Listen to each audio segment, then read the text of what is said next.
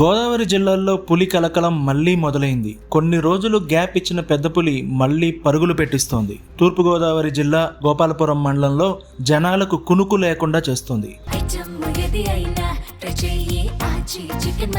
ఆచి చికెన్ మసాలా. కొన్ని రోజులుగా ఏజెన్సీ సరిహద్దుల్లో సంచరిస్తున్న ఈ పెద్ద పులి ఇప్పుడు వరుసగా పాడి పశువులపై దాడులు చేస్తూ స్థానిక ప్రజలను భయాందోళనకు గురిచేస్తోంది.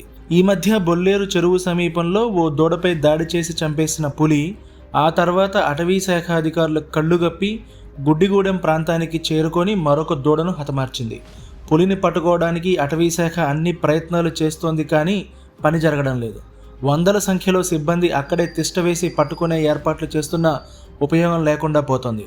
Srisailam tiger reserve team, rapid rescue team, Hanuman team ఇలా ఎన్ని టీంలు ప్రయత్నించినా ఇంతవరకు పులి దొరకలేదు. ప్రస్తుతానికి 2 రోజుల పాటు వేట సాగించింది కాబట్టి మళ్ళీ అండర్ గ్రౌండ్కి వెళ్ళిపోతుంది. కానీ అది ఎప్పుడు ఎటు నుంచి వస్తుందో అని జనాలు మాత్రం హడలిపోతున్నారు.